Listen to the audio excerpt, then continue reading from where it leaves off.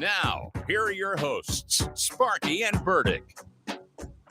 Well, happy New Year, Bakersfield, surrounding communities, and everybody watching online on YouTube, Twitch, and Facebook Live. Yes, this is the Early Bird Special, live here on this January 2nd, 2026. I am Chris Burdick, and with me, not Sparky today. Sparky taking a much-deserved day off, and with me will be my guy, 24 KG. Sir, can you hear me? We got to make sure this works real quick. You can't hear me. I was afraid of that. Every time, folks. Every time we need this thing to work, it never works on time. But you will have a fantastic show. We got a couple guests lined up today. Chris Orr will be joining us from Bakersfield Lacrosse. They have a setup going on with the Condors, I believe, tomorrow night. Plus, of course, you have to have our comedian of the week, Mr. Chris Flail, will be joining us at 8 o'clock as per usual. And then besides that, it's just myself and my guy 24 KG. As soon as we can get him up and running, I'm pretty sure he's working on his end, and we will hopefully get that set up. But if you are a football fan, you had plenty to get excited about over the holiday break. College football playoffs back in full swing. And to be honest with you, as I've told you guys 1.5 million times, the bye week is not a good thing. It may be in the NFL, but it's not in the NCAA.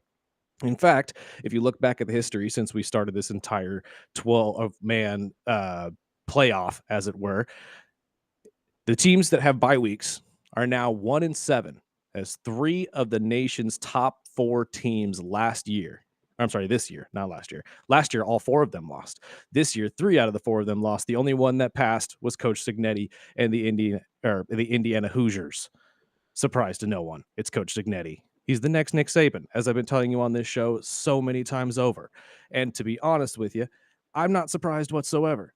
I've been telling you guys for weeks, the bye week, especially with these teams that are playing hot, it's never a good thing. It's not something that you can turn around easily. It's not something that can be done.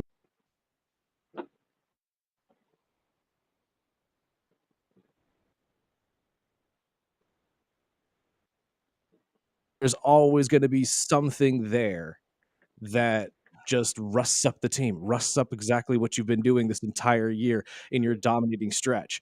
And to be honest with you, I'm perplexed a lot of the time that some people think that you could just turn it around and make something out of nothing when you haven't played in about 4 weeks.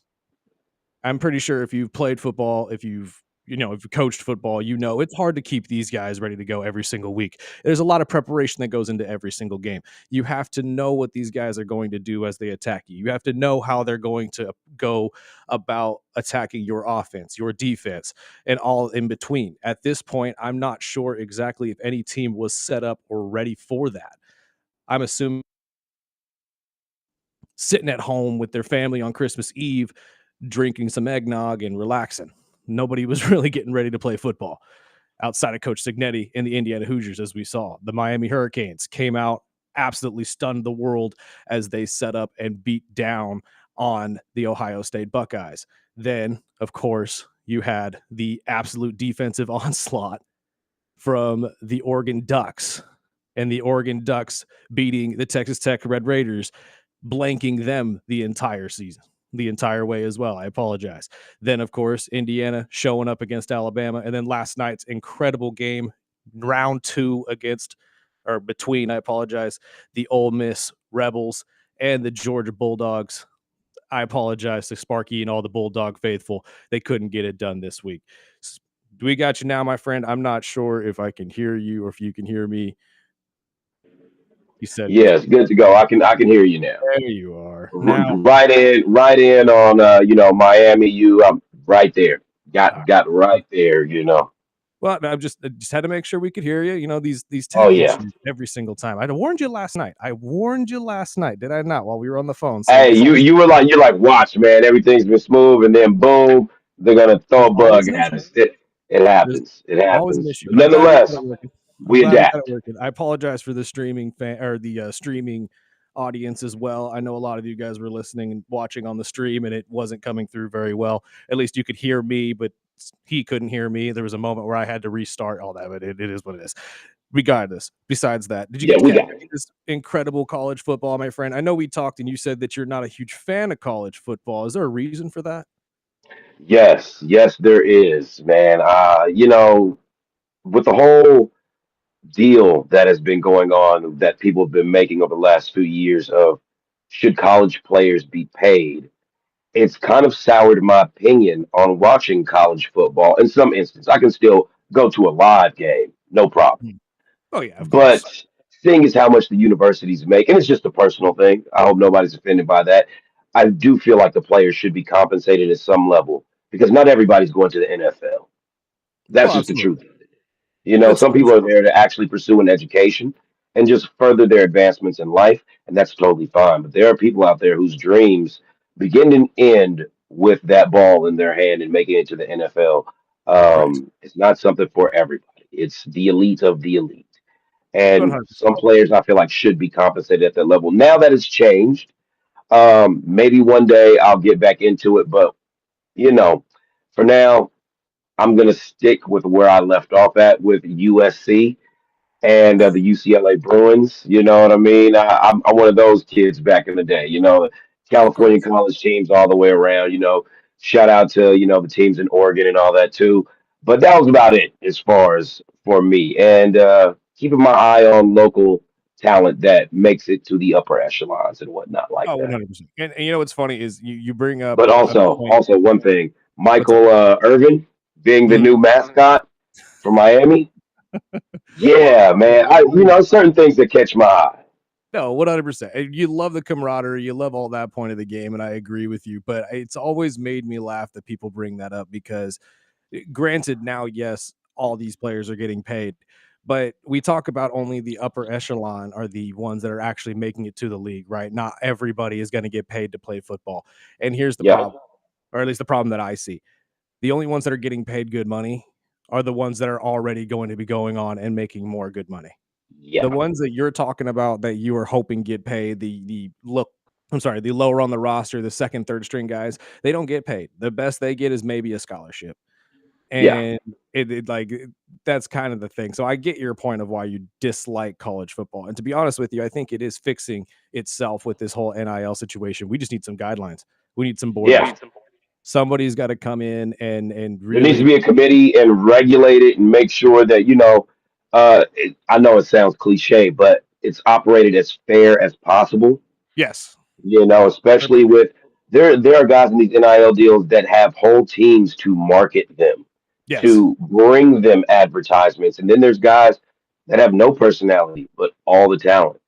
Right. We've got to And find a again, medium for that. there's everything in between as well. I mean, there's always going to be guys that are going to be getting more money than they really should, and there are guys that deserve more money than they're getting.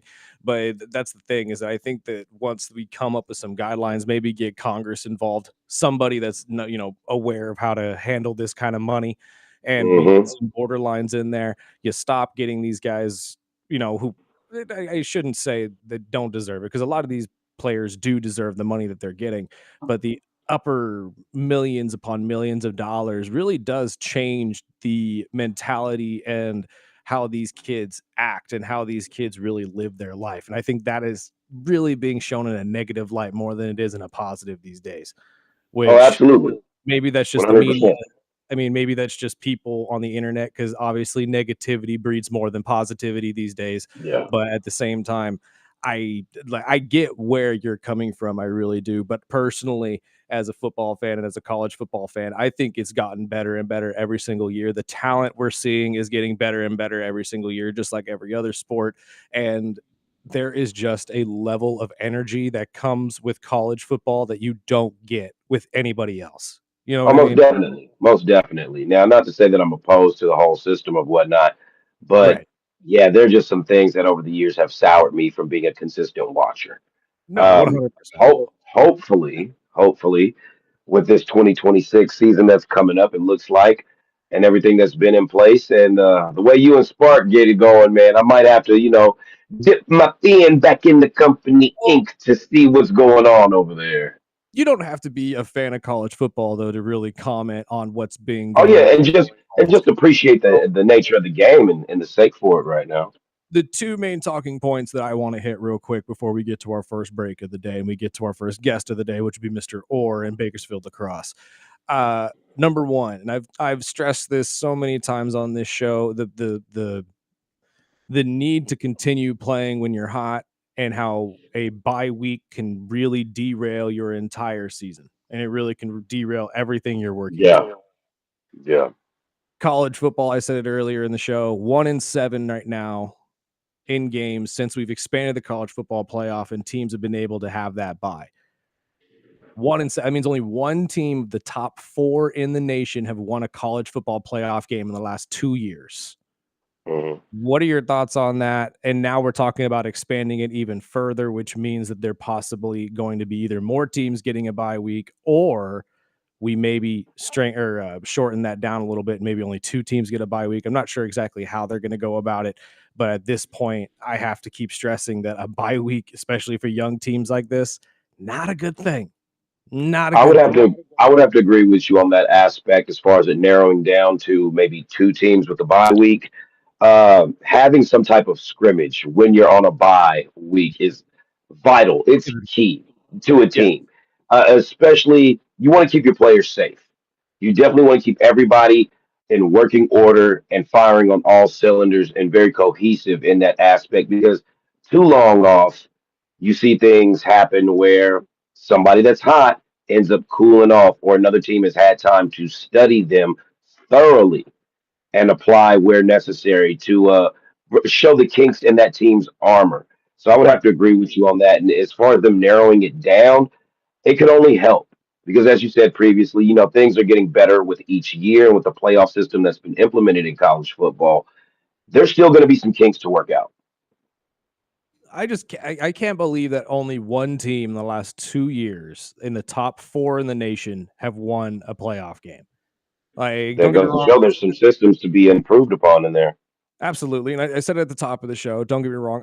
I knew going in which teams were going to be the ones that were going to be prepared and which ones were not. And to be honest, I knew it was going to be Indiana. I thought it was going to be Ohio State, but Ryan Day apparently they just can't play on New Year's Eve. That's the brunt of it Ugh, because the last 4 ugh. major playoff losses they've taken have all been on New Year's Eve. So maybe that's just the issue is that the players Maybe they should stop scheduling games on New Year's Eve.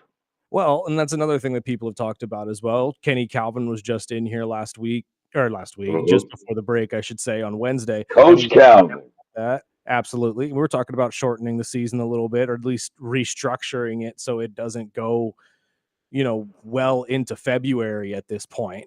You know what I mean? Yeah, So it's like we'll see what the NFL or the NCAA rather, excuse me, it decides to do when it comes to expanding or furthering the playoff. Personally, I think they need to cut back on the bowl games. I really do. I don't mhm, think the bowl games are really necessary anymore. Most of them, unless you're a fan of that team, most people don't even know that bowl games are happening anymore. I mean, there are some yeah. diehard fans for sure, but it never really gets the press or the push that they used to get when we were growing up. And as I said It on was a Wednesday, big deal when we were growing up. oh yeah, but as I said when we were growing up, though, the 4 biggest bowl games, really the 6 biggest bowl games, excuse me, are all now taken by the college football playoff. They are all within the college football playoff. The Rose Bowl, Orange Bowl, Sugar Bowl, Fiesta Bowl, all of them. Every single one of them is in the college football playoff right now. So All the bowls are in a bowl, is what you're telling exactly me. what's the point? What's the point in having all of them there if you're not going to have an opportunity for other schools to at least, get a shot at the bigger bowl games? Personally, I Facts. think if it's the college football playoff, it should be the college football playoff over here, all the other bowl games over here. So everybody still gets a shot to play in the Rose Bowl, the Orange Bowl, the Sugar Bowl. There's no reason for them to be connected to the college football playoff, but that's a completely different problem. And as in, That's and a that's a monetization kind of it's all about money. analysis right there. It's all Yeah. about money. But in one of those big bowl games that happened last night, we have one of the biggest talking points, which is the Ole Miss Rebels continuing their incredible stretch in this entire college football playoff after losing their head coach Lane Kiffin to this entire LSU switcheroo, whatever you want to call it. And now we're hearing that the Rebels may send home all of the assistants that have come to help coach this team.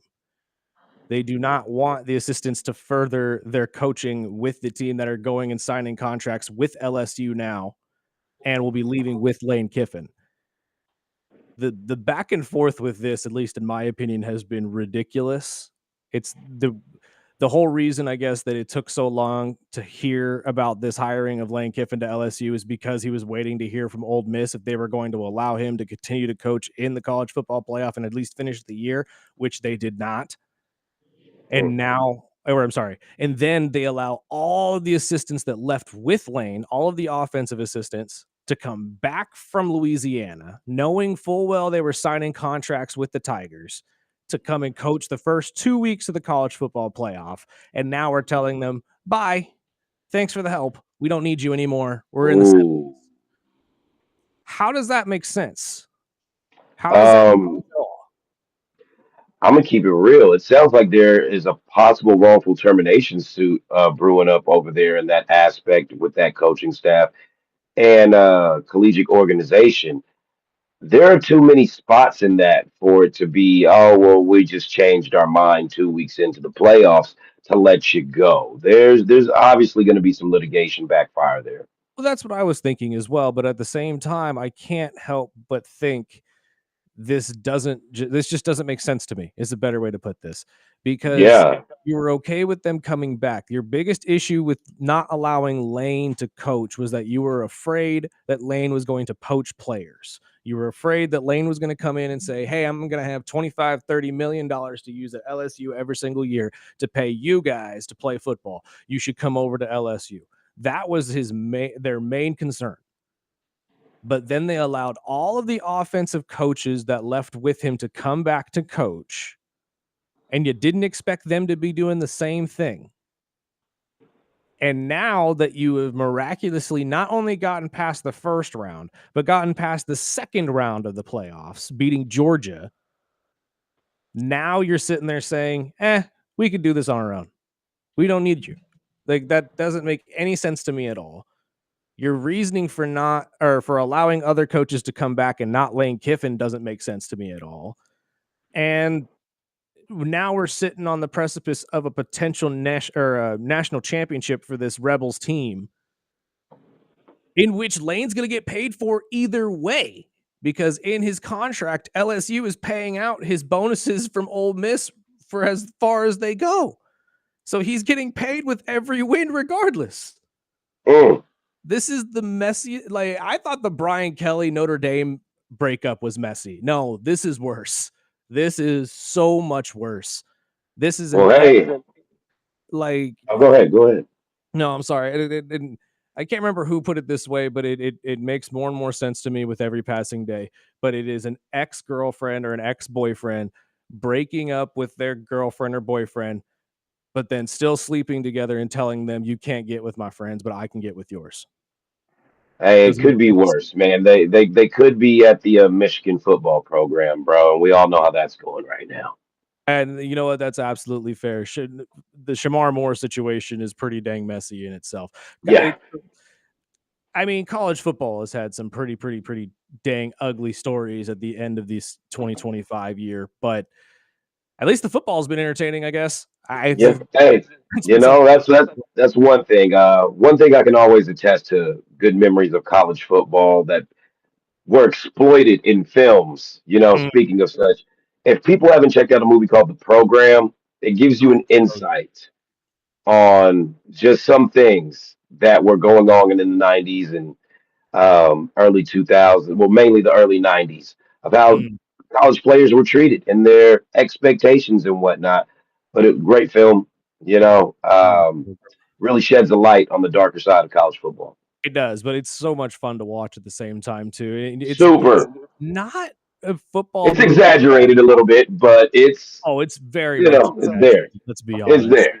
Yeah. We don't want to give away the spoilers yet, man, for people who haven't seen. What was the linebacker's name? The crazy one that everybody tries to mimic in every other football movie now? Oh God, man, it was so long ago, but I know you're talking about, man, the Vladimir looking guy or whatever.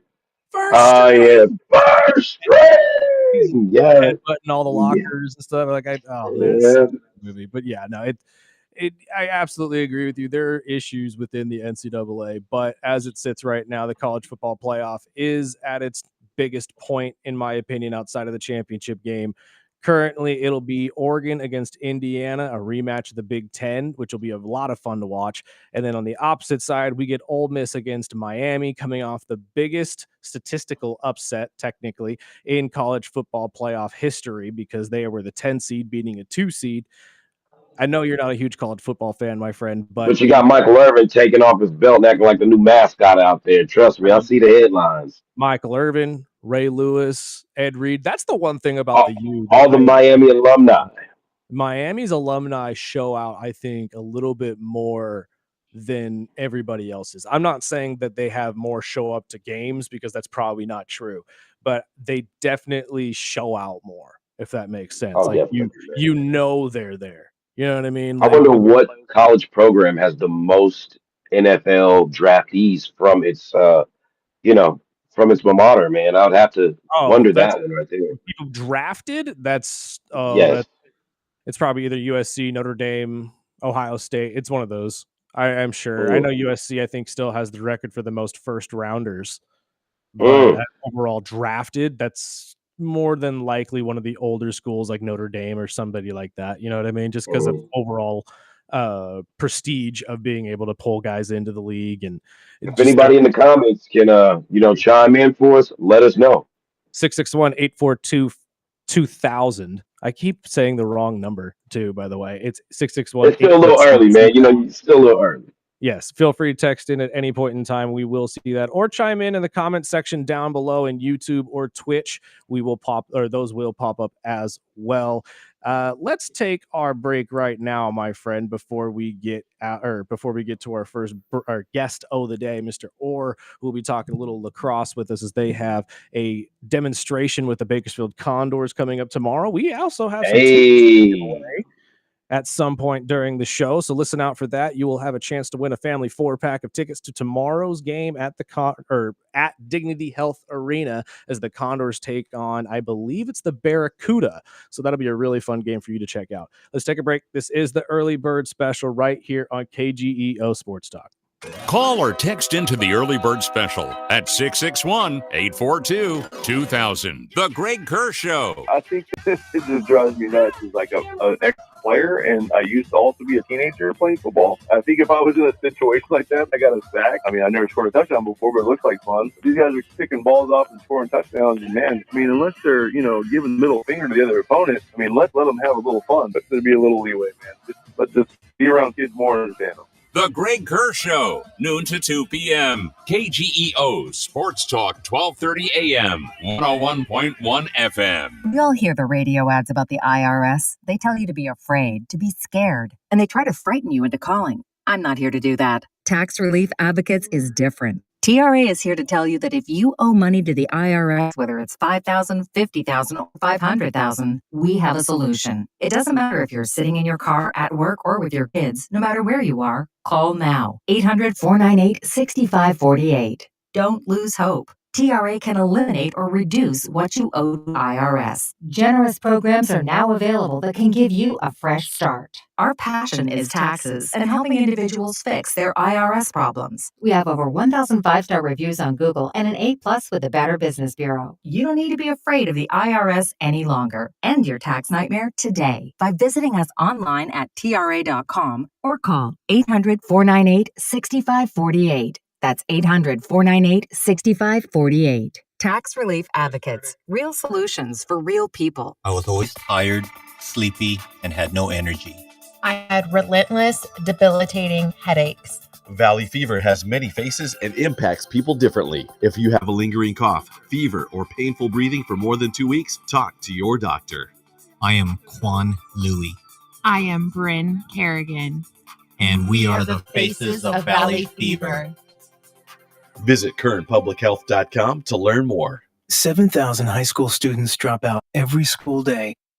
That's one every 26 seconds. So here's a 26-second message of encouragement. Hey, I'm Matt. I know, sometimes you think no one cares if they finish high school, right? Well, I do. Me and thousands of people you've never even met. Okay, here's the thing. When you graduate, you have better opportunities to make more money, have a cool job, just have a better life.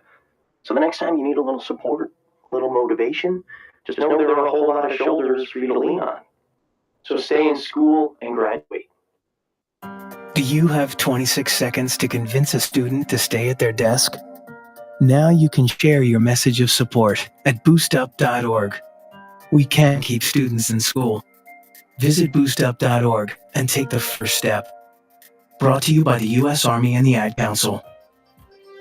Your business is here, and your business bank should be too. Makes sense, right? Mission Bank is Kern County's only locally based business bank, giving customers the attention they deserve with decision makers right here in town. Whether you're looking for commercial lending or business banking services, Mission Bank is the only local business bank here to serve you. Get the attention you deserve and visit missionbank.com. Connect with the team today. Ryan Radke here from Sunday Night Football on Westwood One. Join me and Mike Golick this week as we wrap up the NFL regular season in Pittsburgh when Aaron Rodgers and the Steelers host Derrick Henry and the Ravens. The winner gets the AFC North Division title and a postseason berth. For the loser, this is over.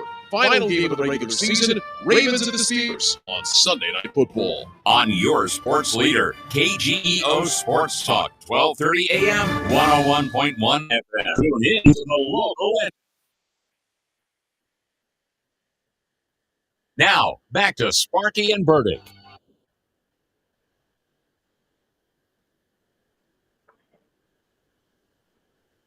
Okay. Really special right here on KGEO Sports Talk, 101.1 FM, 1230 AM. You're also streaming video live on Facebook, YouTube, and Twitch. Come and join us on all social media platforms, including TikTok and Instagram as well. 24 KG sitting in with me as Sparky takes a well-deserved day off. I hope all of you are taking a day off as well as we all celebrate the new year. And coming up in the new year, at least tomorrow at the Condors game against the Barracuda, you'll be able to see a demonstration for Bakersfield lacrosse.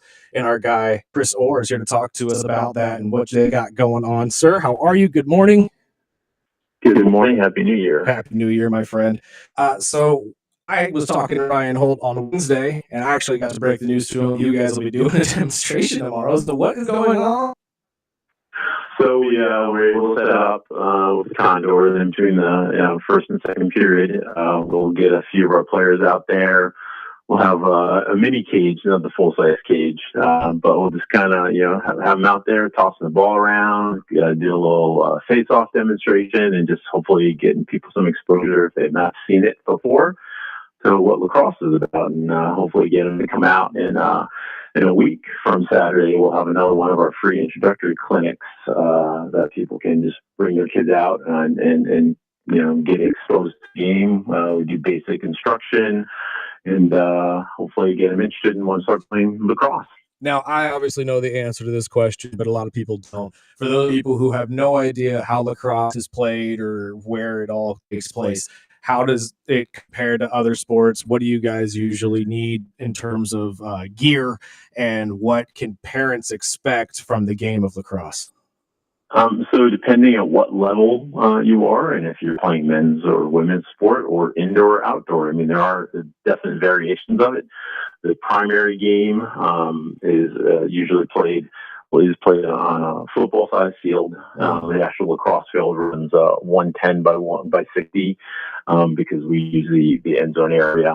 It's set up in the same system, basically soccer, with 9 players actively, mobilizing the field.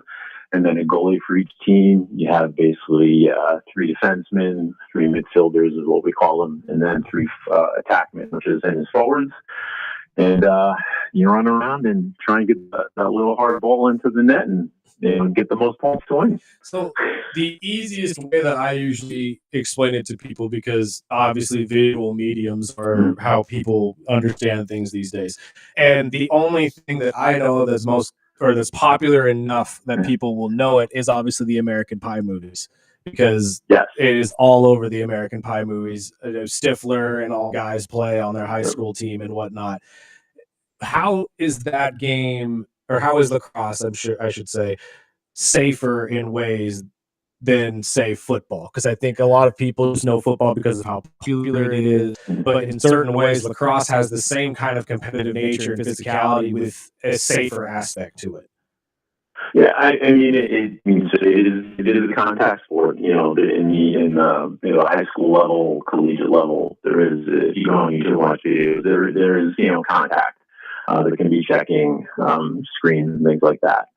But you know, as far as the gross amount of just running into people, it doesn't have the same level of contact as football.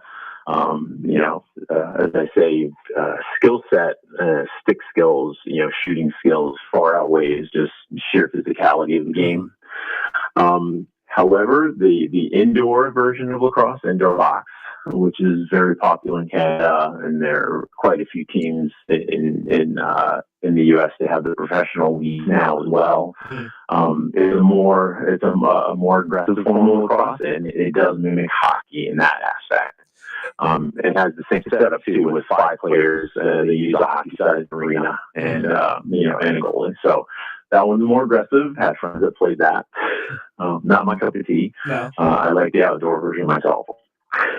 Fantastic. Well, talk about that though. You talk about the stick use and all that. So basically, would this be a sport that's better set for maybe a baseball player or a hockey player that's looking for something on the side to do before their seasons begin? It varies. I mean, we have, because with our youth program, which we operate, our high school players, we have 2 club high school teams. We will start practicing literally in 2 weeks for the upcoming season. We practice in the evenings from 5:30 to 7:30. So we have dual athletes because we are not CIF yet. So I have kids who are swimmers who play lacrosse. I have kids who are golfers that play lacrosse as well, who do track and field. You know, football players, soccer players. It's pretty. It's a well-suited sport for conditioning and prepping for basically anything else you do. And there are actually quite a few players in the NFL who are lacrosse players. Chris Hogan, you know, was one of the most famous ones with the Patriots as a receiver. And actually, at the University of North Carolina, Bill Belichick has just started signing players to play both football and lacrosse at UNC. Nice. Well, it seems that the athleticism it takes to endure lacrosse is something you have to be really serious about as far as conditioning. It's a very fast-paced game from what I'm seeing, with roots and you know, elements of like soccer and hockey and basketball. Could you please explain to the listeners about something called the Sixes format that's going to be in the LA 2028 Olympics as far as lacrosse? So the Sixes format is actually something we're doing more of for our younger players now, and we'll be incorporating that more this year. It is you know, part of like the indoor version, and it's set up like hockey with the five players and a goalie.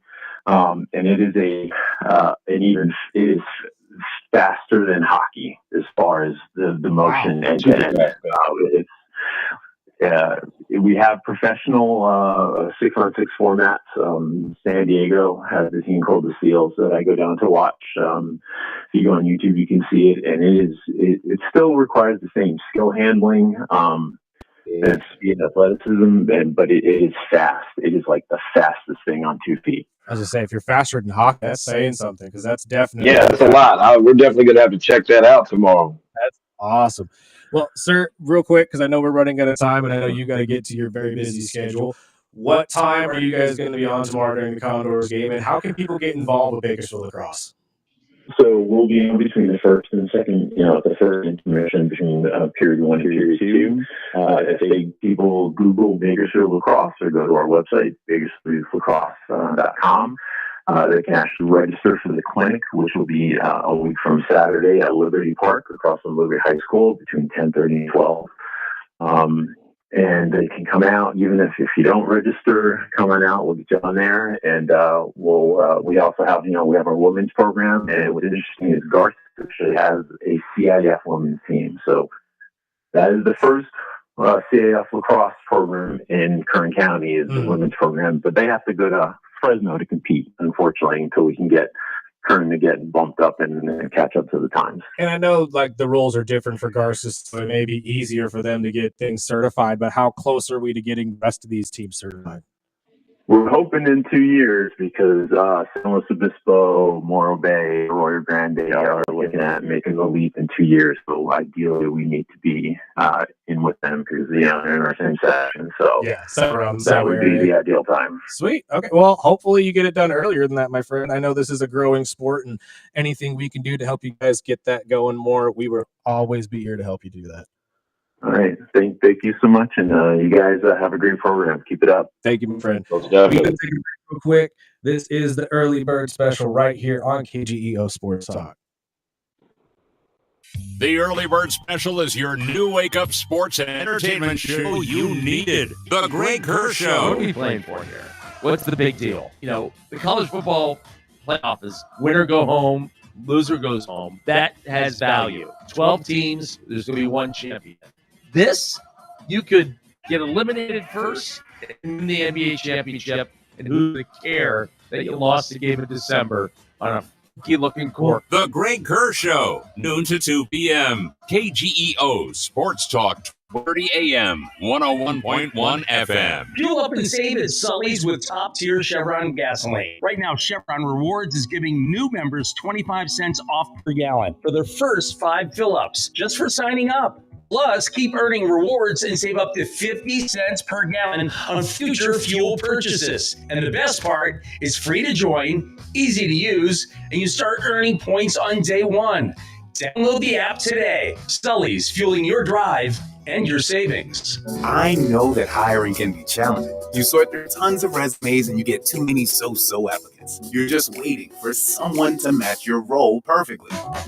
Well, now, there is a place where you can meet them fast. ZipRecruiter.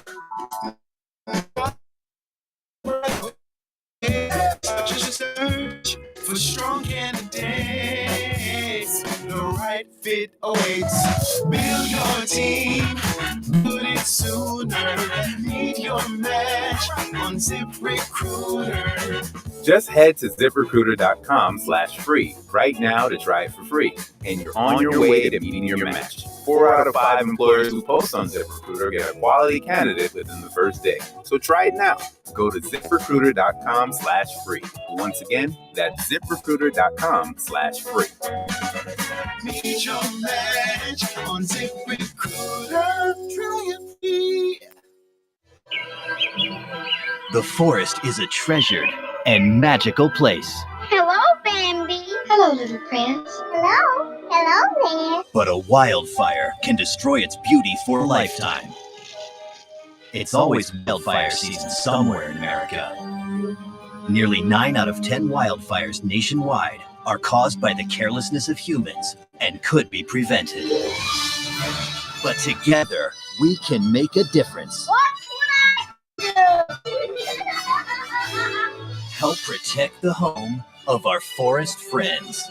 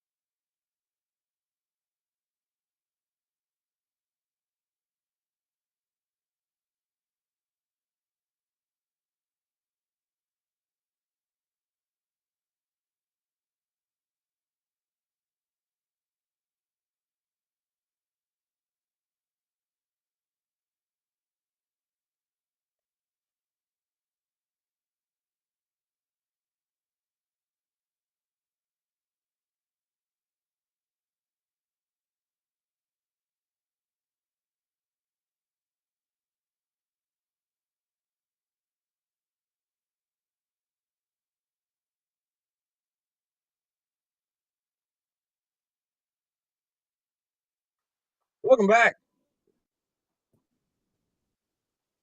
This is the early bird special right here on KGEO Sport Talk 101.1 FM, 12:30 a.m. You can join us all the time on all social media platforms: Facebook, YouTube, Twitch, Instagram, TikTok, all that kind of good stuff. Just look up the early bird special. We'll be right there. You could also follow myself on my personal, if you would like, apologize, at Bird BURD 1517. I know KG's got his own as well. What's yours, my friend?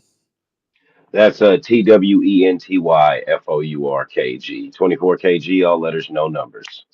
Yes, and you can see KG pretty much anywhere downtown because he is arguably, actually, it's not arguable, let's be honest. He is the best DJ here locally in Kern County in That's the what they bar say. scene. And it's true. He's got awards right behind him. They're behind him. You can see him every single time he's on the show. They're right there. Best DJ in Kern County. It says right there. DJ of the year, DJ of the decade. No big deal. No big deal. So it's not even just us. It's Bakersfield that says it. Bakersfield says it too. Let's get into some wrestling talk, my friend. You are here, so we have to utilize your time as much as I can since you are a wrestling connoisseur as and there's plenty to talk about. Unfortunately, some good, some bad. The bad we will start with since it's a little bit easier to talk about. But everybody's favorite wrestling, what do we call him?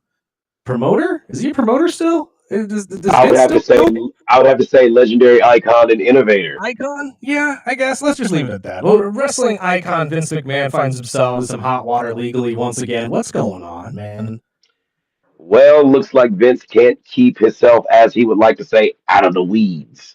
He's been in the weeds a lot lately, and the media has not shown him any favoritism in light of his recent leaving of WWE in the past few years. Seems like he can't keep his hand out the cookie jar, and he is being sued for tampering right now with the board, and he's being investigated again.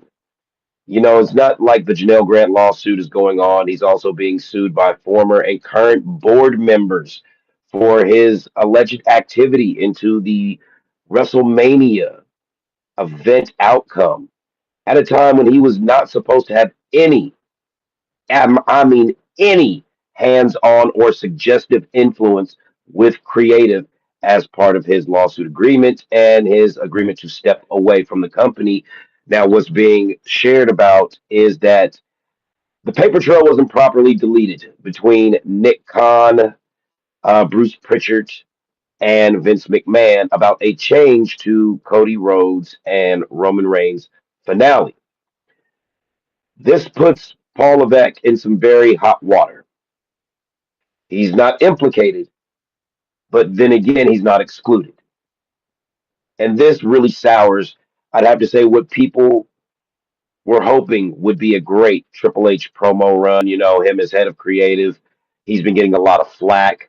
Maybe, in my opinion, they can just shift the blame to Vince like how everyone else has been doing, and he'll get another contract year to kind of redeem himself because this is his first extended stint on creative as head of creative. This is an NXT. There's no safety net. Some of his decisions have been just straight up whack.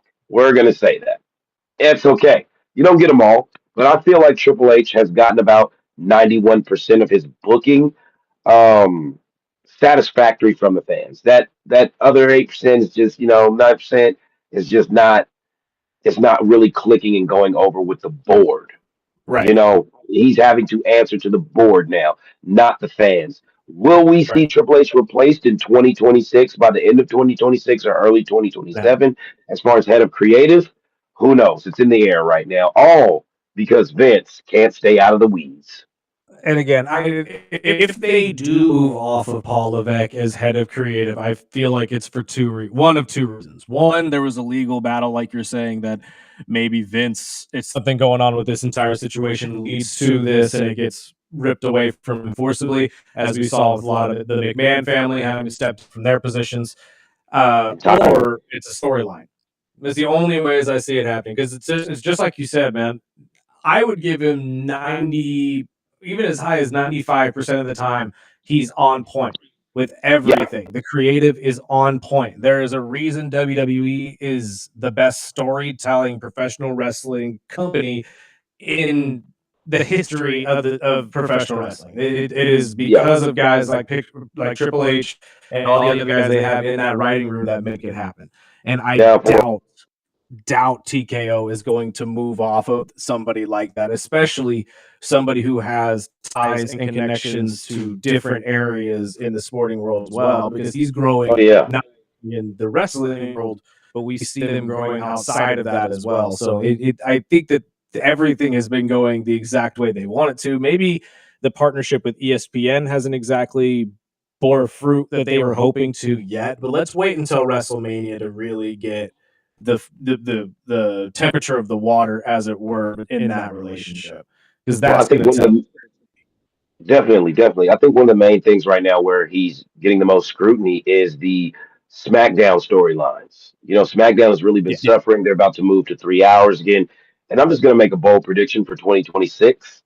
Paul Heyman, who once saved SmackDown with his SmackDown 7, with his writing a few years ago, I think is being positioned to be the new head writer of SmackDown right under Triple H. I would not doubt that. I would not doubt that. You know, we've got Road Dogg Jesse James, we've got Bruce Pritchard, we've got a lot of guys in there that, were very creative in their day, still are. But I think SmackDown is missing something amongst the mind of Paul Heyman, who can really weave the web from athletic character to viewer. He was one of the best at that. And from what I've been seeing and researching, it's not out of the realm of possibility that Paul Heyman will end up being the lead writer on SmackDown before the end of 2026. Again, I would not doubt that, only because obviously the relationship that he has within the company, and like you said, he has saved so many shows and created his own, and each of them have all been with stories that he has been the head for. But the thing is that in doing that, does that mean you would have to rip him away from his duties as a manager right now, which he is killing? And I get that guys like Braun Breaker maybe won't need him anymore here in the next couple of weeks, but guys like Bronson Reed, guys like Logan Paul, guys like Austin Theory are definitely need that rub. They are absolutely going to need that rub. So I don't know exactly what that means for the division as a whole, if that becomes a thing. Yeah, and that's my biggest concern. I mean, we were just talking about it Tuesday. Yeah, we're only the second day into the new year, man, and already the books are cooking, and the board members are looking. And look, man, I am excited for where we're going with a lot of these storylines. Don't get me wrong. I'm excited to see the return of Seth Rollins and the inevitable three-way that we're going to get between Braun Breaker, Seth Rollins, and CM Punk for that title. And it's most likely going to happen probably on Monday. I wouldn't be surprised at all. But, I mean, the one thing that I do worry about when it comes to Paul Levesque and this entire creative thing, especially when it comes to SmackDown, is it seems like they kind of catered a little too much to Netflix by putting everybody on Raw. It's been a long time. Raw's a little star heavy right now, and with the people, there's plenty of stories and there's plenty of things to bounce off people. But I mean, we've talked about it with SmackDown's main champions. Who does Cody have to wrestle right now outside of Drew McIntyre for the title? That's a legitimate threat to take it from him. Nobody. That's where the issue that they're having with viewership retention and just storyline progression, and with moving back to 3 hours. This could really backfire on WWE if they're not going into it, spearheading the top minds in creative right now. Does it start 3 hours tonight? Is that the beginning? I believe so. I believe so. From what I'm looking at and researching, I believe that starts tonight. Which the stressful concern in most people's minds, like myself, would be, well, how are they going to pull this off? Right. Who is on SmackDown that has that much poise for us to continue to watch? Well, I think really, like, we're going to get a lot of returns. We're going to see a return of Sami Zayn. We're going to see a return of Jacob Fatu in some facility or capacity. There's a lot of people, Jacob LA was seen Knight. at a football game not so long ago too. So it wouldn't surprise Yeah. me. So we LA don't know Knight when needs a LA. resurgence. Yeah, we don't know when he's going to actually return. And one thing, it seems like it was so long ago, but it really wasn't. It was just really around this time last year. Drew McIntyre had a Bloodline Hunter storyline that they just dropped. He was Yep. supposed to take out everybody and work his way back to Solo now, unless they come back and, recap that and finish it up. I don't know what they're going to do over there because Drew McIntyre really is the only legitimate heel and threat to their world title on SmackDown. Via that, we've been seeing debuts and whatnot from NXT superstars. I would also sense that Ricky Starks is on the cusp of Ricky Saints. Yes, he recently just turned heel in NXT and or is doing rather heelish actions. And Yes. which NXT is loaded to the brim with roster topping just athletes that are just ready to just jump into the main shows. So Oh yeah. it's like scraping that nice cream off the top. As Macho Man used to say, the cream rises to the top, brother. I think we're gonna see some of that right there No, because I they've agree got to fill their 100%. slots. No, NXT has nothing but superstars that are going to be called up to the point where it could be seen as its own show. You really don't even need to call these kids up anymore. You could really keep them on NXT and have it be its own branch of WWE. And honestly, a lot of those guys hold their weight against some of the main roster's best. I mean, we saw Oba and Cody, and in my opinion, Oba shined in that entire match. And it wasn't because Cody made it shine, it was because Oba is just Oba. And Oba looked Yeah. fantastic. I think a Trick Williams call up, it'll be most likely happening tonight.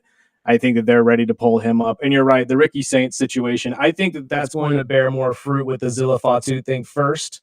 I think that that's going to be their branch over to finally get Zilla on an NXT roster. And then they will make that call at some point for Ricky, because I think that's really the formula that they have been giving a lot of these superstars is you come as a baby face. Can you win over the crowd? Okay, cool. Yeah. You win the title. Then you lose the title. Then you become a heel. Then you're a heel for a while until we really just feel like you're that arrogant a-hole on NXT. And then they move off of you and move you into the other realm. Into Ethan the main Page. roster. Yes, Right exactly. there. Ethan Page, prime example of it. There's going to be a ton of people that get called up here in the next couple weeks. We got to take a break real quick, my friend. On the other side, we're going to be sitting down with another wrestling fan. Our comedian, Mr. Chris Flail, will be joining us, talk all things wrestling, plus a couple things in the world of football. I know that he's going to want to talk about in the Philadelphia football realm. There's a whole bunch going on. Thank you guys for joining us. This is the Early Bird Special right here on KGEO Sports Talk, 101.1 FM, 1230 AM, and text in right now, 661-842-2000, and you may just win a 24-pack of tickets to the Condors. We'll be right back. Let's go.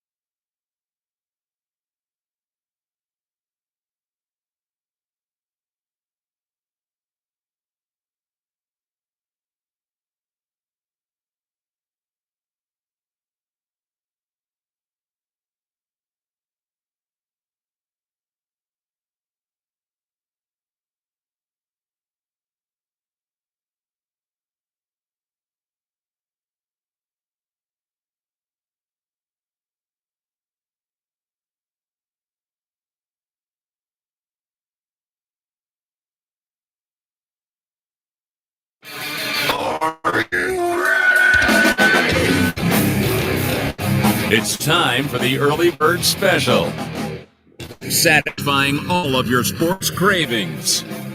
Call the show or text us at area code 661-842-2000. Now, here are your hosts, Sparky and Burdick. Welcome back. Hour 2 of the Early Bird Special right here on KGEO Sports Talk 101.1 FM, 12:30 a.m.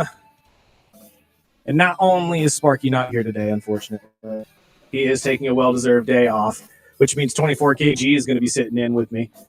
But it is a Friday, which means we get the very funny Chris Flail as well. Good to be back. Oh, yeah. Got a whole studio room to myself. That's what I'm saying. I told you it was going to be a little weird today just because he's sitting where I usually sit. I'm sitting where Sparky usually sits.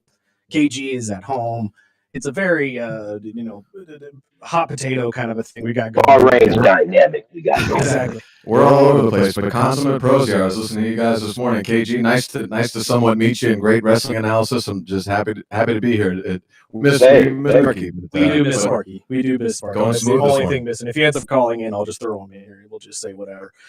Sir, good to see your bright, shining face again. Happy New Year on this 2026 second day of January. How are you? How are things? Doing good. Happy New Year. I did Dan's New Year. I'm from Pennsylvania, so I did the East Coast New Year. Yep. We watched the ball drop at 9 p.m. That's honestly what I've been telling my friends to do with their kids is do the East Coast New Year. You're in bed 3 hours earlier than you think. The kids still believe that it was New Year's Eve and they made it past midnight, even though we all know the truth. And everybody is happy. And nobody has to stay up until midnight and do crazy stuff. If you have a few too many, the hangover starts. I'm 39, so the hangover starts that night, and I'm fresh. Excedrin, Gatorade, and Hydrate, something I can't people. say on the radio. Hydrate. Yeah, hydrating. Hydrating is necessity on this week and weekend because there's going to be a lot of partying. So stay safe this weekend and know that there's going to be cops out. I've seen more Menudo and Patole consumption online this week more than ever after any New Year's in my entire life. Oh, yeah. Well, KG knows better than anybody. He was DJing at our local bar here on New Year's Eve, and it must have been absolutely jam-packed in that place, as it usually is. Madness everywhere. Madness everywhere. It's just, it's a crazy day. KG, on a night like that, what time can you get out of there? Do you have to go down the ship, or can you start to real slow pack up? Probably and sneak on depends. out of there? As the guy who makes it all the time, it depends. Yeah, definitely. You know, we try to slow it down towards the end of the night, but usually we let that ship sink, and then we just go ahead and get the treasure at the bottom of the sea, so to speak. But what's funny is driving up after one of his sets at the Mint and seeing the absolute flooding of people younger than me and up to maybe about 45 just sitting outside the bar, just willing because of course they don't want to go home, but they haven't gotten their Ubers yet. And it's like, oh my God, I didn't know all you people can even fit in this bar. It's unbelievable. And I don't know if I'm just an old man from the jump or what, but there's oftentimes I'm at home and it's 10:15 p.m. and I'm just going, man. I just think about people are starting their night right now. I don't know how. Oh yeah, it's insane. It is insane. You got to be a different kind of person. Any New Year's resolutions for the two of you? I'm not a resolution guy, to be honest with you. I just try to be better every single day. That's my resolution. I love that.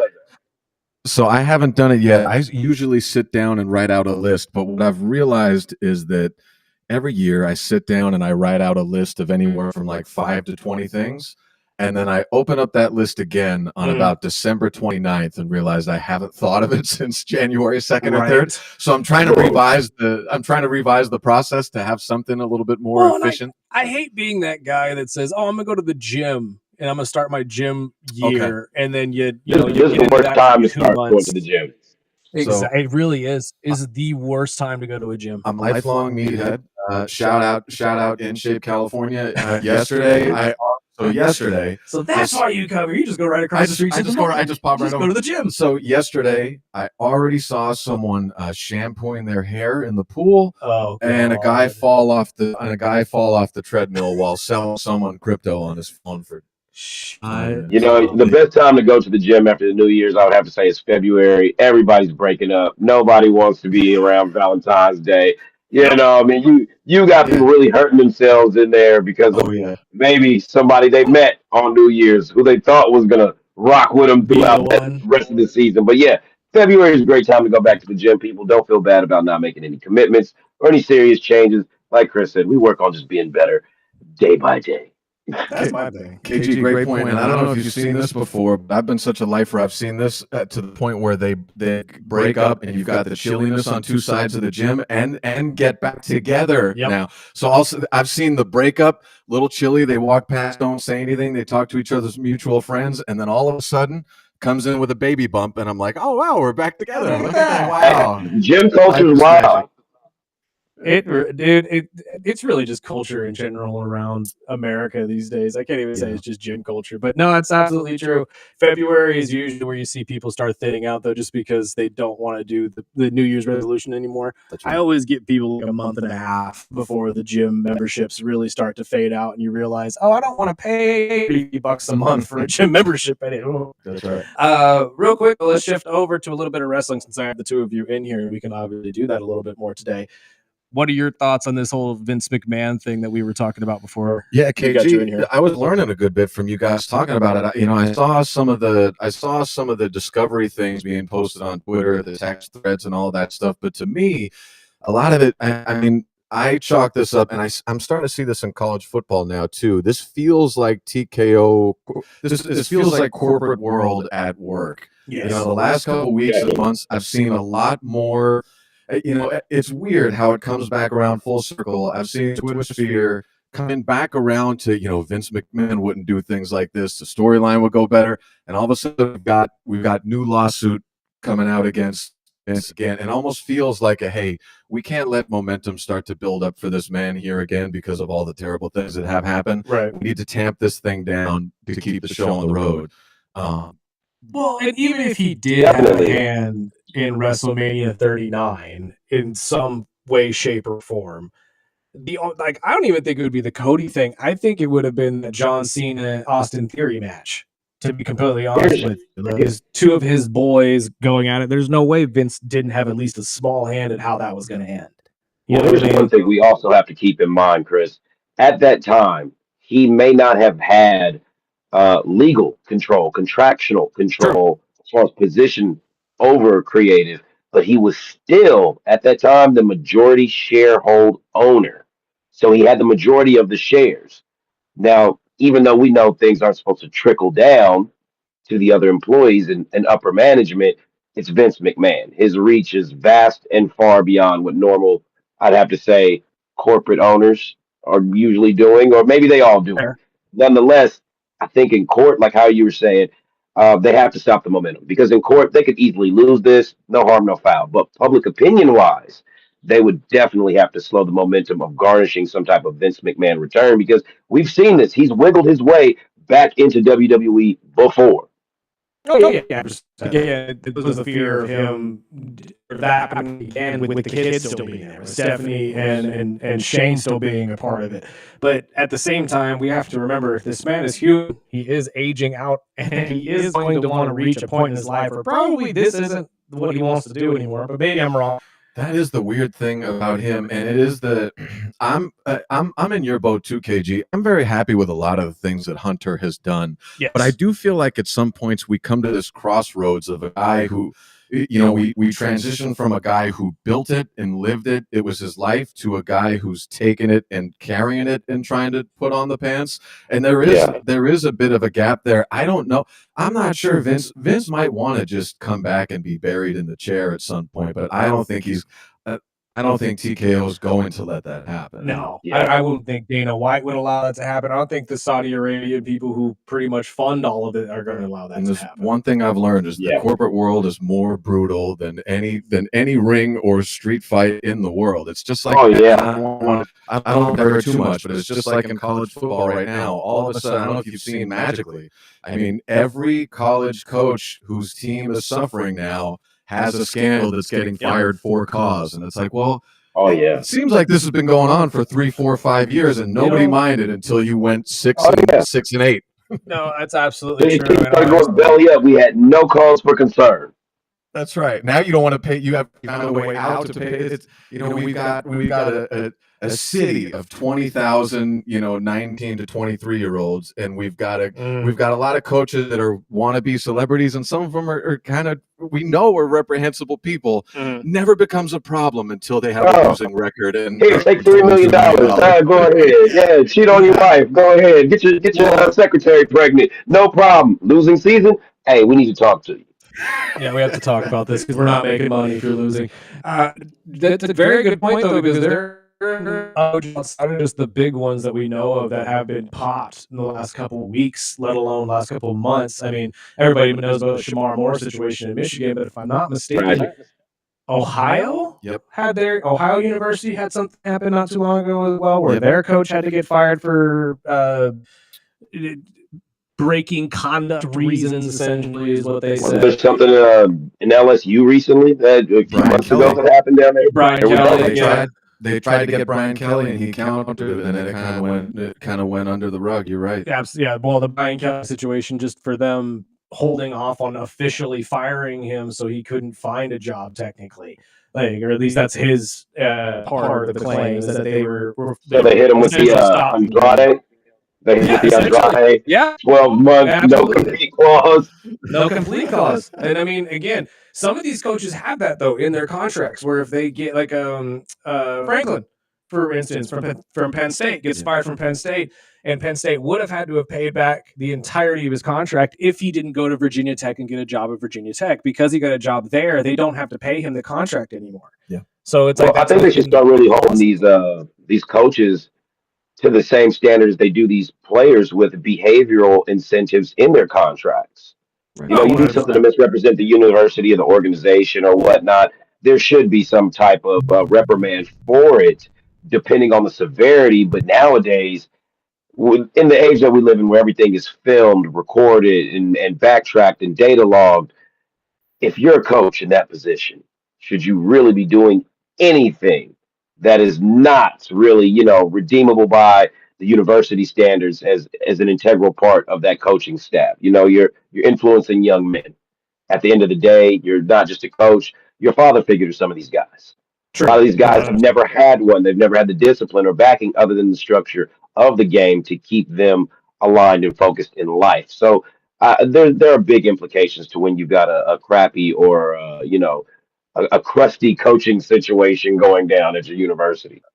Well, but see, some would argue that's why all contracts for coaches are fully guaranteed, is because they have to live up to that standard. They have this entire thing where essentially they're on salary. No matter what they do, no matter where they go, at 24/7, 365, they have to be squeaky clean and do things that players won't even comprehend. You know what I mean? And as long as they win, the system is not holding them accountable. Yes. I don't know if you saw when Lane Kiffin the call to leave for LSU. I don't know, Twitter lit on fire. Oh yeah, text screenshots, and Snapchats, and videos and everything. But he's with the university he's going to wants him. They do not hold the coaches, and this has been time immemorial. They don't hold the coaches accountable like they do the players. I mean, they're already talking about if you transfer schools twice during your career, you should have to sit. They're already trying to roll back the player empowerment era for college athletes, and nothing is being geared toward coaching accountability in that same regard. Just 2, 3, 4, or 5 weeks ago, we were joking but kind of serious of, hey, if Alabama doesn't get in the playoffs, Lane might already leave LSU to take Alabama's job. Well, again, I think the accountability of them moving and leaving specific teams does need to be there.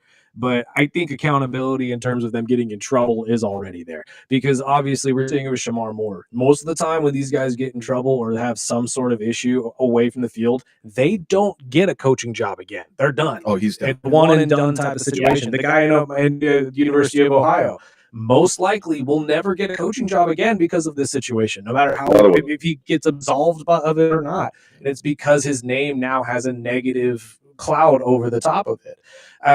In terms of the moving of coaches, though, that kind of ties into the other topic we talked about early in the show, which is the Ole Miss assistants being shipped back and forth between LSU and Ole Miss. How do you feel about this? Because personally, I find this to be completely ridiculous and confusing at the same time, because you're just going to be okay with them coaching the first 2 games of the college football playoff, but not the rest of it?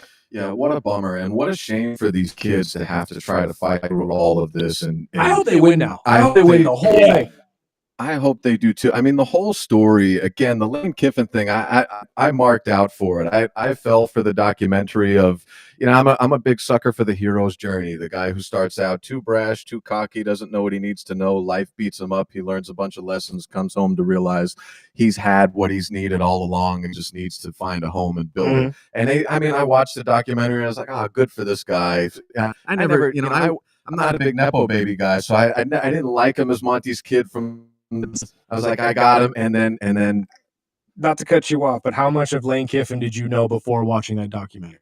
Oh well, I knew the media. I knew I knew the USC side of it, right? The ugly way he left all the teams and how he claims that I've never made a move off of or based on money in my life. Yes, hogwash. Didn't they show how much he was making?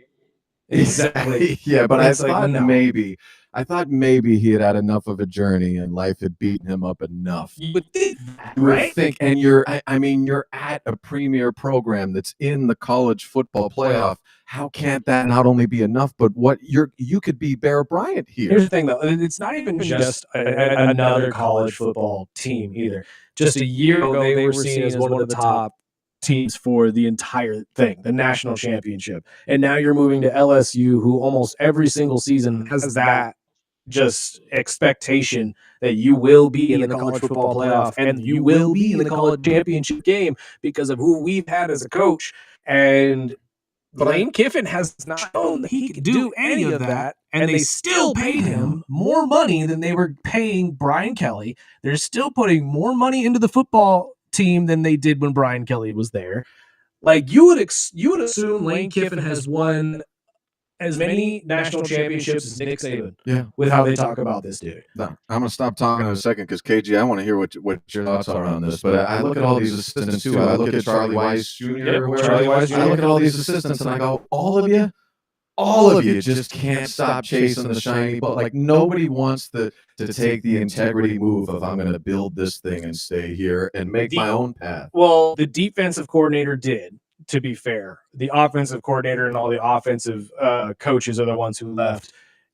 I think, though, that's more based on they know the college has they have no loyalty to them. In sports today, it's all loyalty to the name and the face. So these kids don't commit to a school, they commit to a coach. That's why my biggest argument was when they sat there and said, well, Lane can't come back and coach the college football playoff. He's going to poach all of our players. That's a ridiculous statement. They're all leaving anyway. Yeah.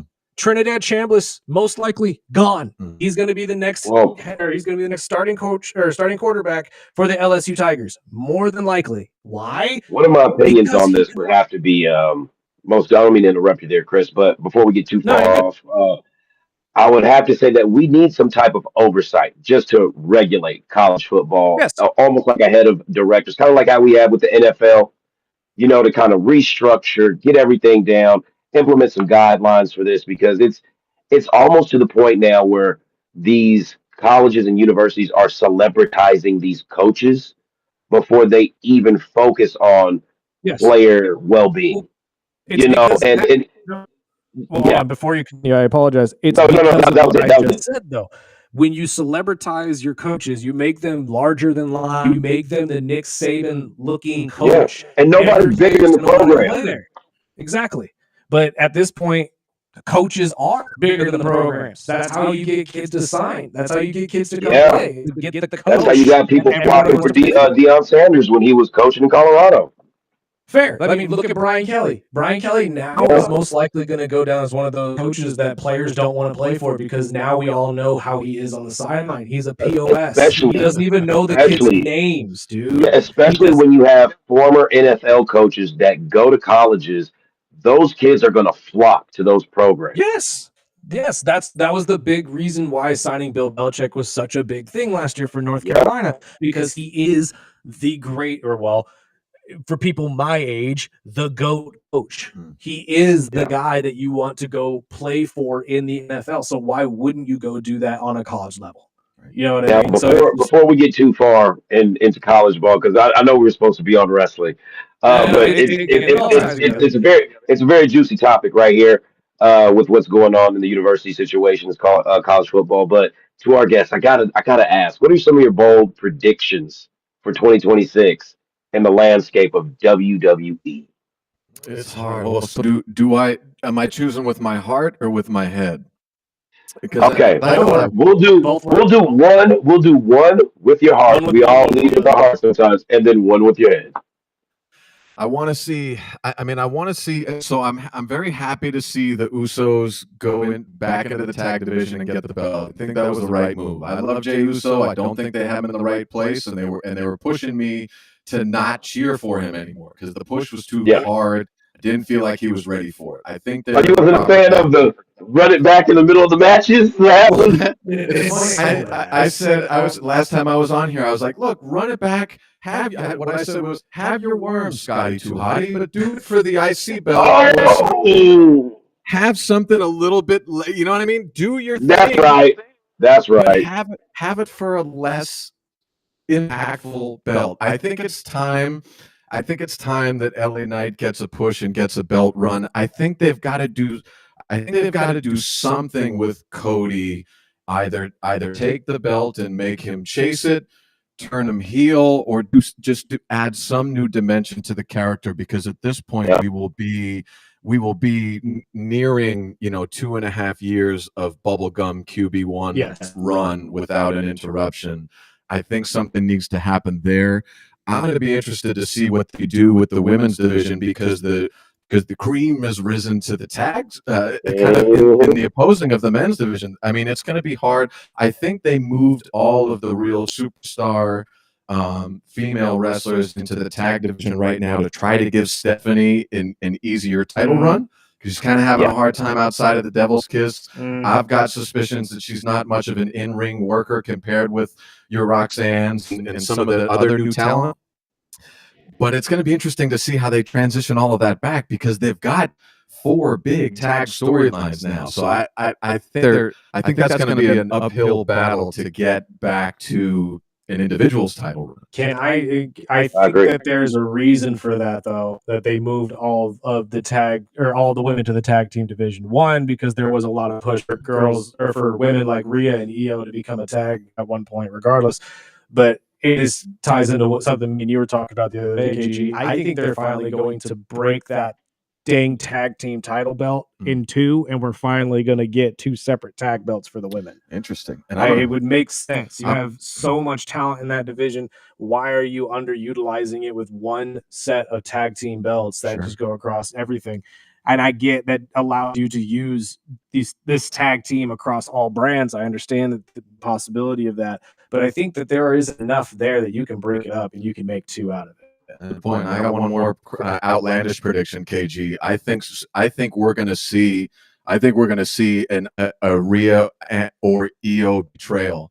I think they're just pushing this huggy buddy storyline too much. And as I watched it last week, I'm like, it doesn't smell right anymore. Something feels like it's happening here. No, Rhea could definitely turn because I don't think I could see Io actually turning on Rhea.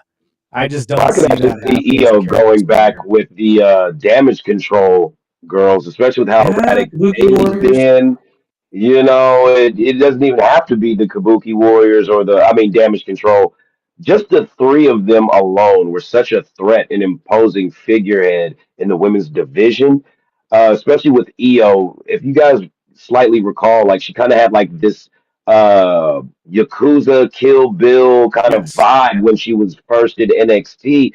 Like you were saying, this whole huggy, campy, best friend thing, they could flip this on a dime, and Io could be a great heel. She's already a beloved face.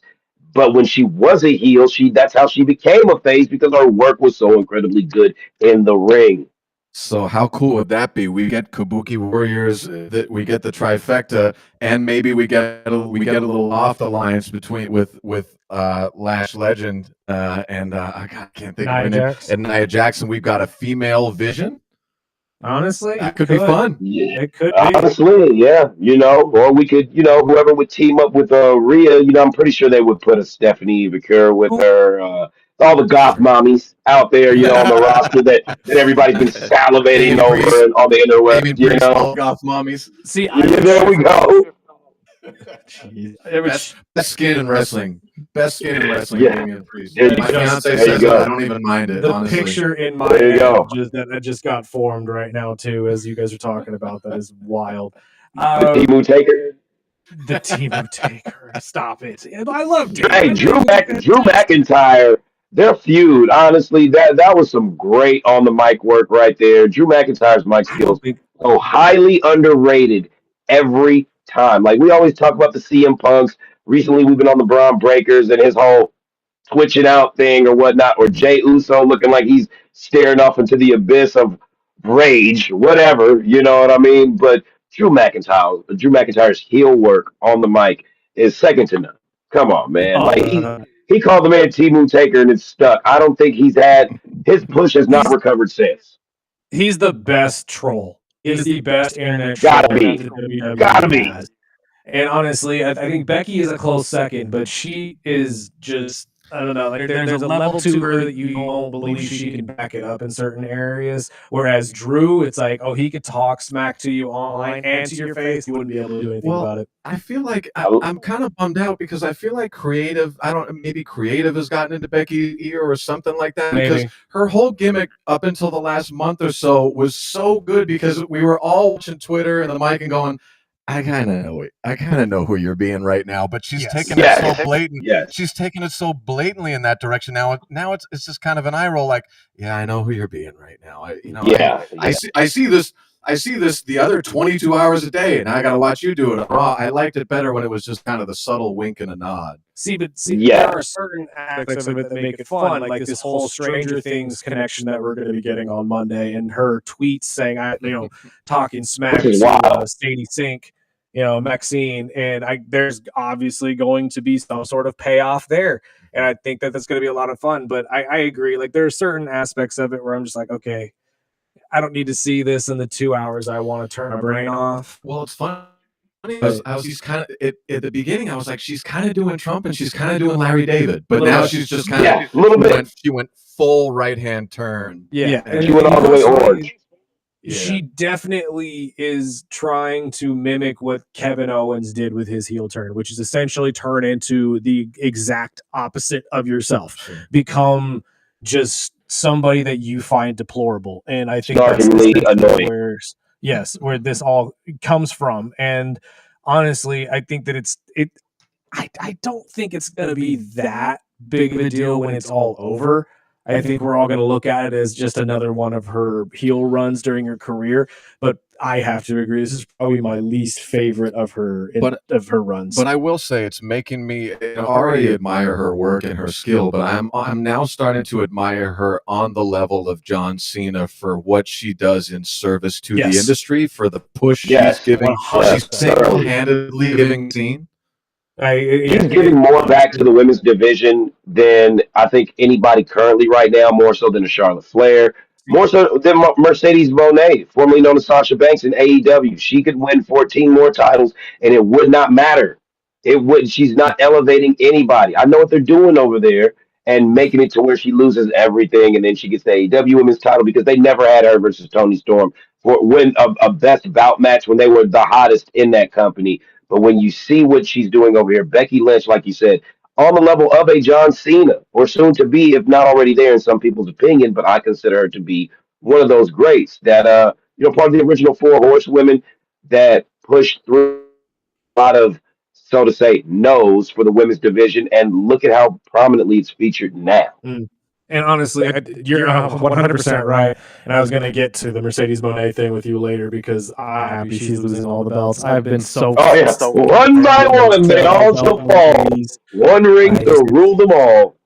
It's so annoying. I can't get over how much I dislike her in AEW. But well, they have to match the Ultimate Dragon storyline, Yeah, no, 100%. But still, it's not working for her, in my opinion. But she is the CEO, and she's still one of the best that does this. But the point I was going to make when it came to the Becky and the John Cena thing, that's why I personally think that we need to move her off of Maxine and move her back to the main title holder ring, because you need to get her against Stephanie. If we could get her and Stephanie in a feud together, not only will it bolster Stephanie's entire babyface run as a more beloved babyface against one of the more hated heels, but it also adds a little bit of, I don't know, luster to her run. She's going up against a former champion. I think that's one thing that Tiffy never really got. Yeah, it's a credible threat to her reign, and honestly, beating her would just make her reign that much better. So that's just my personal opinion. We have run out of time, though, my friend. Thank you so much for yours. I know you got to get here and get your day started. We appreciate you coming in here, even with Sparky not being here. And we will talk to you in about 2 weeks. Always a pleasure. KG, great working with you. Thank you, guys. Always. Let's take a break real quick. This is the Early Bird Special right here on KGE Sports Talk.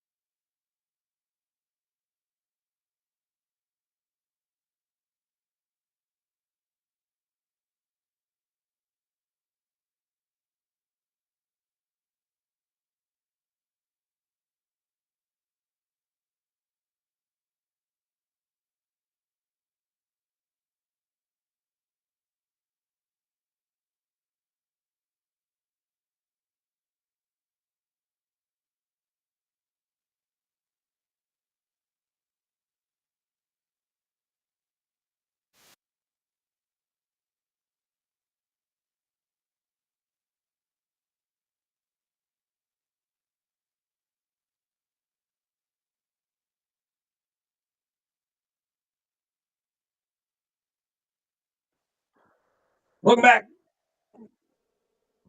Early Bird Special right here on KGEO Sports Talk, 101.1 FM, 12:30 a.m. We are also streaming video live every single day from 7 to 9 on Facebook, YouTube, and Twitch. Go back and watch all of our old episodes on our YouTube channel as well at the Early Bird Special, or follow us on Instagram and TikTok. All over the place we are on these social media platforms. Sparky taking a well-deserved day off, as I hope most of you are as well, and you're enjoying your holiday break as we start this 2026 out right. But my guy 24 KG is sitting in with me as we journey through this day. Or he was. His video was there first. There he is, his bright shining face. My friend, you are a football fan. Obviously, you are an NFL fan, being a 49er fan. We'll get to your team in a second. But since Sparky's not here to do his picks with me, I'm going to have you sub in. We're going to see what KG can do on a week basis here on week 18 of the NFL. And let's see how we do this. Let's go with the first game here on Saturday. The battle for the NFC South. We got the Carolina Panthers heading to Tampa Bay to take on the Buccaneers. If the Bucs win, they still could potentially be out. That's the weirdest part of all of this. But who do you got? I'm going with the Bucs. Are you going Bucs? I like the pick. I do. And honestly, I'm going to go with you. I'm going to go against the grain here because there's a lot of hype riding on Carolina. There's a lot of everything going on right now as far as the expectancy of how easily they'll run over the Bucs. And you know how that goes. You know how that goes. Some teams have something to prove, even if they're not going to get anywhere as far as standings at this point in the season. But I think the Bucs still have a little bit of gas in their tank to squeak out a win. The Bucs are beat up. I know they've lost 6 of their last 7. Yeah. And to be honest with you, they haven't looked like a playoff team. I can honestly say that. But here's how the NFC South always works. The weirdest thing happens at the end of the year. Any given Sunday, as they say. Every single time. So the Tampa Bay Buccaneers will most likely win this game at home, creating a Carolina Panthers. And then we'll get to what happens to them afterwards here in a couple of minutes when the Atlanta Falcon game comes up. Because I'm going to tell you right now, I think the Falcons are going to give the Carolina Panthers their early Christmas gift, which is a spot in the playoff. Let's shift over to the second game. That'll be your San Francisco 49ers taking on the Seattle Seahawks at home. I'm assuming you're going to be riding with your Niners this week. Of course, and this is a rivalry that we've kind of gotten used to over the years, but nonetheless, we look forward to it every year. Anytime we meet the Sea Biscuits, as I like to say, disrespectfully. So we like to show them, who's the dominant team here. Now, we're far beyond the days of considering this to be an easy walkthrough. This is going to be a smash mouth, gridiron, bang against the grind type of game. This is not going to be something that's going to, I say, be for the faint of heart watchers or the casual watchers. This is going to be a serious game. It's going to hurt to watch. We're going to see these guys go out there and literally prove a point. And I'm not going to say kill each other, but it's close to death. You're going to see some guys really playing with everything that these contractual incentives in their contracts are incentivizing, so to speak. Right. We're going to see hard hits. We're going to see, I think, some risk taking on the play calling from our head coach. And nonetheless, come on, Brock Purdy looking oh so good right now, just swagging it out on the field. Right, they're hitting on all cylinders right now. The Niners, we don't even have all of our best guys. We've got Kittle returning soon. I believe this game actually, and we're looking pretty well as far as playoff contention. We're at home. We're good. 100%. I don't want to jump ahead of everything and say we're primed for the bowl, but that's how it's looking. And anything can change, but we're looking pretty good. So I'm going to roll with my Niners. At this point, I think you have made some very, very good points, my friend. But here's the one thing that I think will give the Seattle Seahawks the win. And that is the fact that this defense, led by McDonald, has turned into the Legion of Boom 2.0. Oh, definitely. The lack of depth that you guys have at wide receiver is going to be your downfall in this, because this is a battle for the NFC West. This is a battle for particularly the number 1 seed in the playoffs as a whole. And it could be set up to one of the coolest playoff or Super Bowl runs we've ever seen, which would be the 49ers literally going from point A to point B all at home as the number 1 seed. And I don't think that's ever been done in the NFL, if I'm remembering correctly. But if I'm wrong, feel free to tighten me up. I will be going with the Seattle Seahawks, though, however, to absolutely derail this entire story for the 49ers. Well, before we get off of that, Before we get off of Well, that, I believe it was said last week about our receiving core, and they showed up. Hopefully, they they can show show up up. again this week. You're Hopefully, absolutely they right. can this You know week. what? You know, But again, look, man, if but you Brandon got a valid point. You got a Ayuk, valid point. This is a Seattle team not to be fooled with, not to be taken no, lightly, and this will be the for real challenge for the 49ers this season. and Sam Darnold is looking to make a statement by beating every team that everybody is saying that he can't beat. And that's why I believe the Seattle Seahawks come out with a win on Saturday night. Let's move over to Sunday real We'll quick. see. Shedeur Sanders and the Cleveland Browns headed to Joe Burrow and the Cincinnati Bengals. Who you got? I'm going with the Bengals, man. They've got something to prove as well as Cleveland. Um, Shador, there's a lot of, I say, media hype and spotlight attention on things going on other than football there. As Madden used to say, football is good football. When you're playing good football, you got good football. They need to focus on football, not the coaching decisions, not who's their starter, what's going on. Cleveland has pieces in play to really make it happen. But I think Cincinnati has just got a little bit more sand in their shoe, and they really want to show out, And despite everything that's gone down with the discrepancies on the field with Jamar Chase, the spitting incidents and whatnot, league conduct, I think Cincinnati gets it together in this game. You know what? It's good time for Cincinnati to figure it out and potentially save their coach's job, but I don't think it happens. I really don't. I think Yeah. Cleveland Brown defense is just for real and are way too good. And just like they did last week against the Pittsburgh Steelers, they're going to find a way to win. Miles Garrett going to break Which was that crazy. sack record.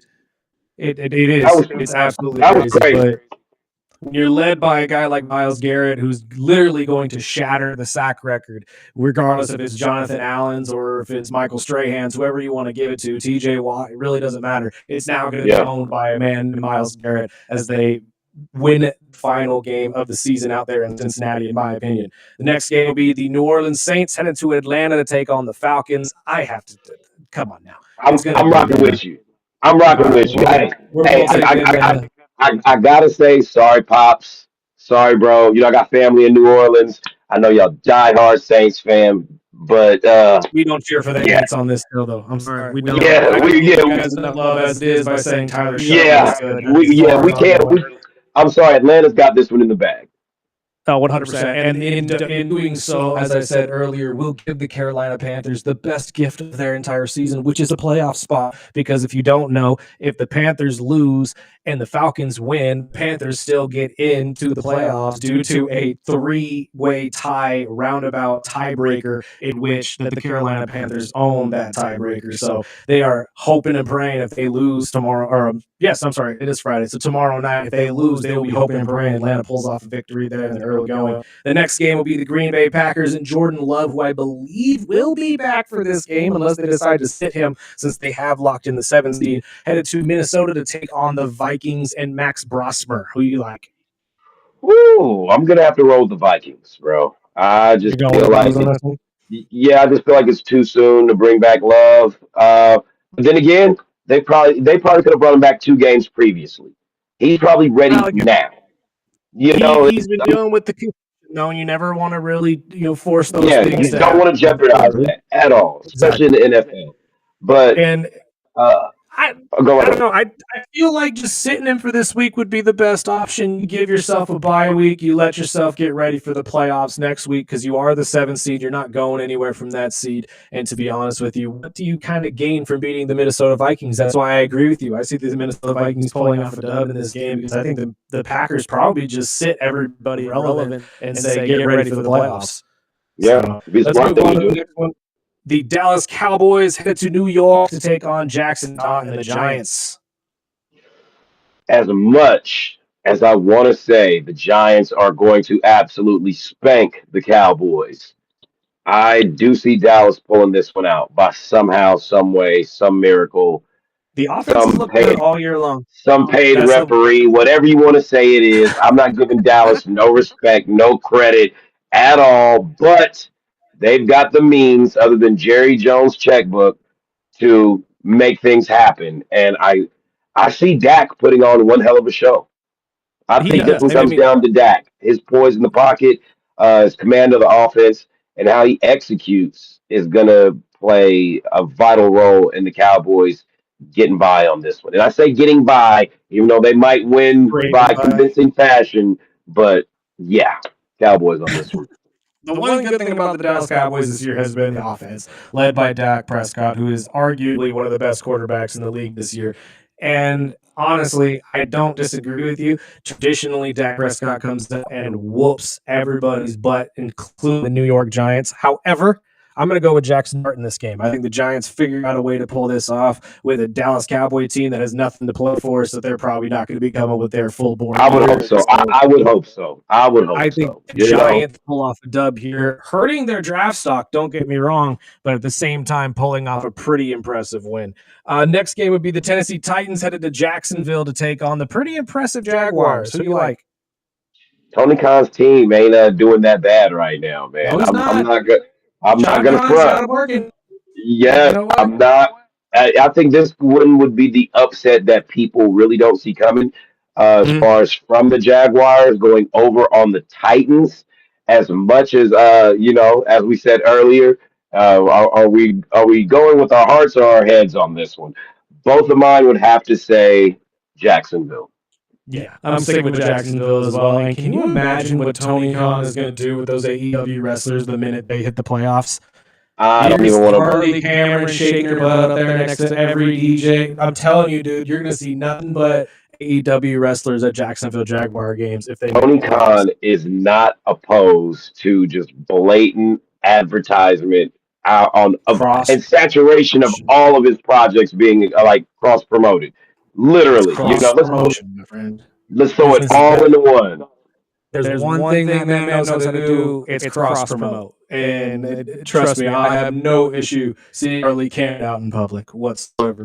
Hey, you're probably gonna see Maxwell Jacob Freeman out there with the new Triple P, in the press box. Hey, if WWE XFL went good, we would see those guys over there, and that would still be around today. But since we didn't, there we go. Again, Mac will soon be most likely at the WWE level at some point as we await his match with Dom Mysterio for the America's Scumbag title. That is going to be the greatest time. Hey, you really, you are willing that into existence. Yeah, Pumping it. It's going to happen. yeah. Indianapolis What Colts happened? head to Houston to take on the Texans. Oh, No Phillip Rivers, though. Phillip Rivers is not starting in this game. It'll be Riley Leonard, from what I understand, from the rookie from Notre Dame. I think we're going to see a breakout performance from that rookie. I'm going to go with the Colts. The pressure's on him to succeed, and it's on him to lose the game. The Colts have everything in place, really, to get this win. If it doesn't happen, it's going to happen. If it doesn't happen, it's going to be because it wasn't properly put into place from the quarterback position. And that's going to be either this rookie, this is a sink or swim situation for him.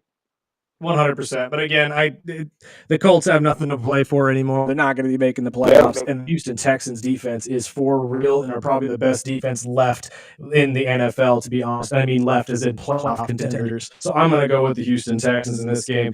Jets at Buffalo. Whoa. Gotta go with the Bills. Going with Josh Allen. Wait. But okay, Josh Allen has never steered us wrong.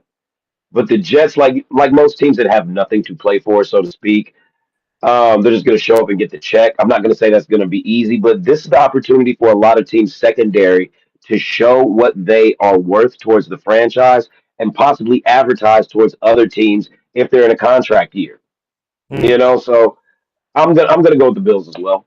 But expect some highlights. Come on now, let's be No, nobody's picking the Jets, but still, expect some highlights. And you know what? That's it for the morning games. So let's take a break real quick, and on the other side, we'll get to the afternoon games and the night game before we get our final thoughts in this final this final show of the week in the first show of 2026. There's a lot to go before there. This is the early bird special right here on KGEO Sports Talk.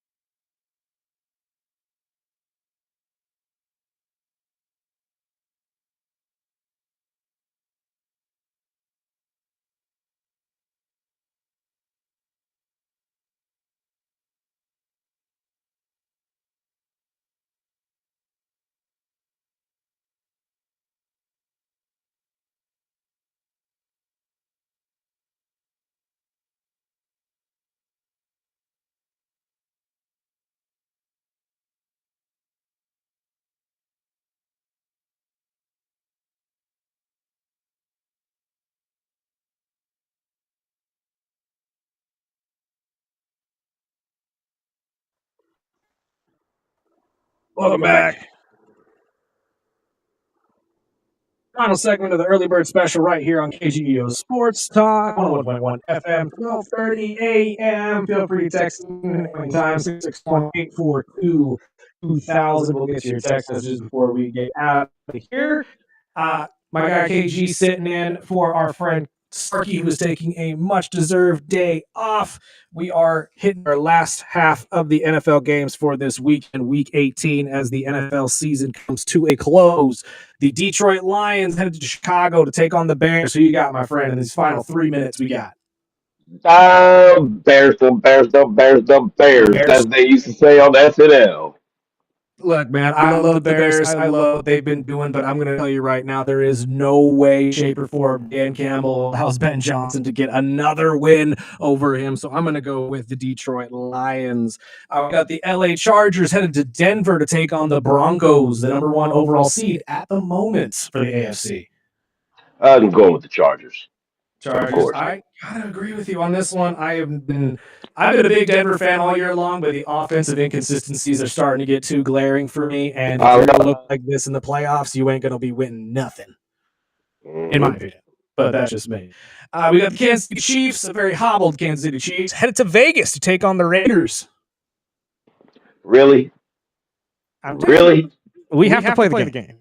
It just all right. I'm gonna go with I will take a crippled Chiefs team over the Raiders any day.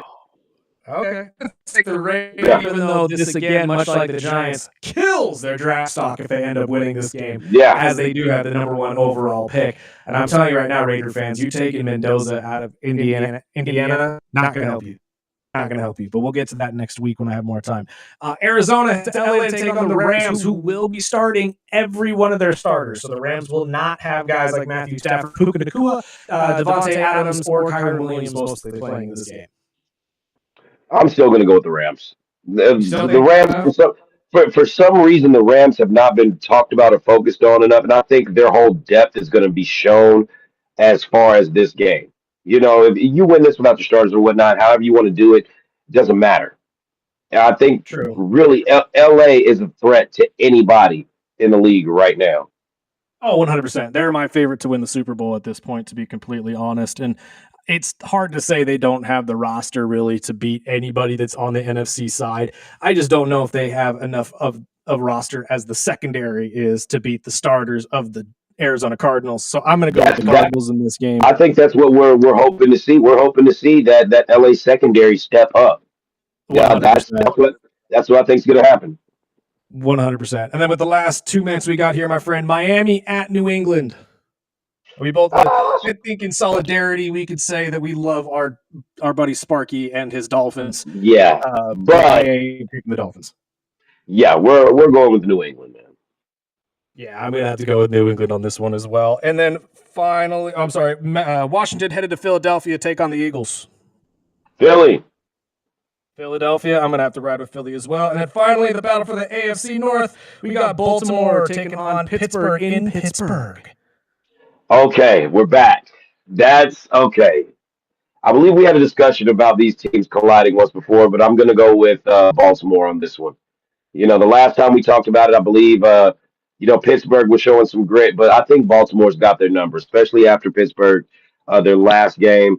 It's time to, Mike Tomlin's been a great coach. I'm not saying wrap it up or close the door on him at all. He's given us winning seasons, but I don't think they've got it this week, and Baltimore is going to show them what it's really about. Honestly, I agree with you. I said the same thing on Monday. I don't like what Pittsburgh has been showing us. However, our guy Bull Brady made a very good point on Wednesday. This is exactly why you bring in a guy like Aaron Rodgers, is to win a game like this. But I'm going to be riding with you. I'm going to take the Baltimore Ravens as well. I think that they pull it off and end up taking that final spot in the AFC playoff picture. My friend, thank you so much for your time. I appreciate you, as always, stepping in for our guy Sparky. And thank you to all of you guys for listening on this Friday. Hope you guys have a good weekend. We'll be back on Monday, 7 to 9, as we always are. This has been the Early Bird Special right here on KGEO Sports Talk.